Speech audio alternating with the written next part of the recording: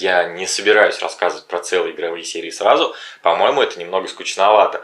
Поэтому к Контре и Cannon Fodder мы обязательно вернемся, но немного позже. А сегодня речь пойдет о 8-битной консоли, причем довольно интересной и недоступной нам, да и вообще большинству геймеров 90-х. Называется она Twin Famicom. В 1983 году появился Famicom в Японии, тот самый, который у нас был известен благодаря своим нелегальным копиям под маркой Dendy, и в первые 3 года жизни Famicom мог запускать только картриджи, но в 1986 году он, казалось бы, обрел вторую жизнь.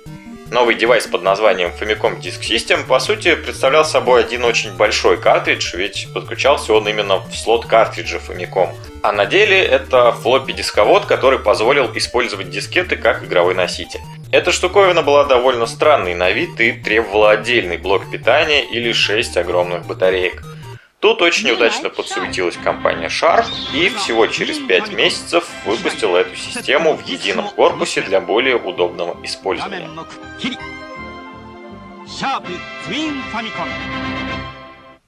С одной стороны, приставки-трансформеры всегда выглядят интересно, а с другой, такое решение действительно приятно в использовании.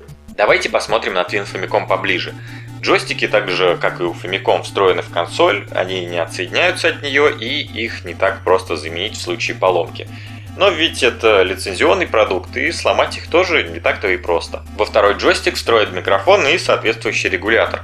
В общем, все стандартно для этой платформы. Длина кабеля очень расстраивает, и таким образом она делает Twin Famicom консолью, которая буквально сближает людей. Пожалуй, самым большим плюсом консоли является наличие композитного выхода.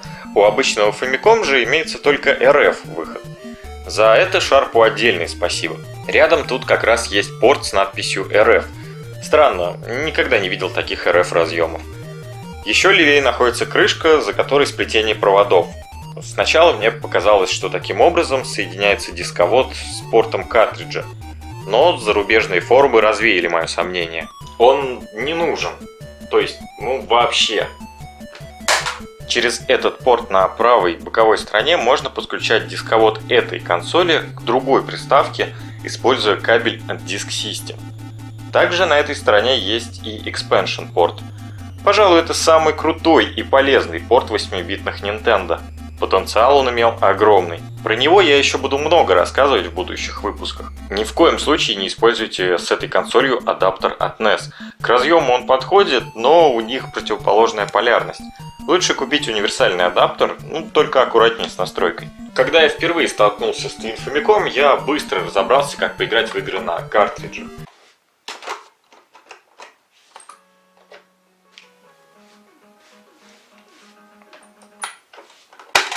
А вы тоже заметили, что он такой же, как и на Dendy Classic? Странно, не правда ли? Вставив дискету, пришлось понажимать на все кнопки. Так я узнал, что большая серая кнопка – это Reset, но это не странно. Многочисленные надписи совсем не хотели мне подсказывать, как же поиграть в игру для Disk System. Оказалось, что нужный переключатель под слотом для картриджа. Или кассеты, как тут написано. В детстве картриджи мы называли именно кассетами, а вот их платы почему-то дискетами, и на 100% были уверены, что это именно так и есть. Интересно, если бы у нас были вот такие штуки, как бы нам пришлось их называть после этого. Вот этот переключатель, между прочим, здесь расположен неспроста, вот именно в этом месте, потому что он не только переключает режимы кассеты-диск, но и обеспечивает физическую защиту слота. Вставленный картридж не дает переключить режим. А если режим диск включен, то створки слота блокируются. Теперь можно вставить дискету и поиграть.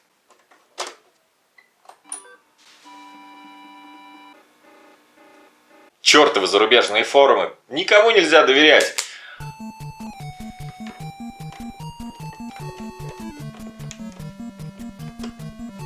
Тут еще одно отличие. Экраны загрузки у Famicom Disk System и у Twin Famicom разные.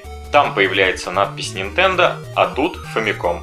Маленькое, но отличие. Об играх поговорим в отдельных программах. Скажу лишь, что пиратства на Disk System нет. Дискеты совсем другой формы. Многие игры использовали 2 стороны. Были и те, которые использовали 4 стороны, то есть на 2 дискетах. К слову, одна дискета вмещает всего 112 килобайт информации и при необходимости позволяет сохранять прогресс. Помимо расцветки, как у меня, красной с черными вставками, на старте была модель с обратной расцветкой, черная с красным. Позже вышло переиздание консоли также в двух расцветках. Помимо нескольких отличий в дизайне, у нее были, вы не поверите, турбо-кнопки. Тут хочется вспомнить тех самых нердов, которые... Ну и чё ты на этой Денди своей сраной играешь со своими сраными турбокнопками? На Фамикоме не было такого! Читер ты сраный! Вывод. Не будьте идиотами. Турбокнопки — это не читерство, а фича для избранных. И поэтому не надо портить избранность владельцам Turbo Twin Famicom и дальше играйте без турбокнопок. Мне интересно, как вообще Nintendo тогда решила сотрудничать с Sharp. Почему? Кстати, Sharp еще любопытный Twin Famicom телевизор сделал, Sharp C1. Там даже джойстики уникальные были. А потом они сделали и Super Famicom телек. Подобный дисковод был анонсирован и в американском, и в европейском регионе для NES, но был отменен.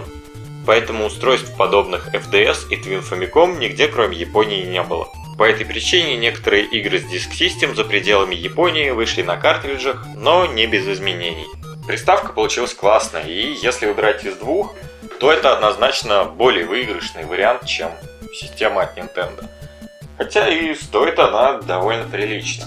Я пока прикуплю игр для нее, а вы теперь думаете, что же вам теперь делать со всей этой информацией. А почему бы не устроить конкурс? Тем более, что магазин Select Game решил меня в этом поддержать и предоставил приз. Это будет одна из лучших игр для Nintendo DS The World Ends With You. То есть, есть за что побороться. Все вы, наверное, знаете, что пираты, делая картриджи для Dendy, постоянно на них наклеивают идиотские обложки, вот вроде таких. Но вот если бы кот Феликс был фашистом и, прихватив свою корову, полетел бы на Марс, то я бы еще понял, о чем здесь идет речь. Короче говоря, победит тот, кто пришлет самую смешную, самую идиотскую обложку картриджа именно для Dendy вот на этот ящик. И, кстати, лайк удваивает ваши шансы на победу, даже если вы не участвуете. Можете даже взять любое фото из интернета или сделать свое. Главное, чтобы было смешно. А победителя я объявлю в конце следующего выпуска. Подписывайтесь, заходите на selectgame.ru, там, кстати, сейчас очень много скидок. И до встречи!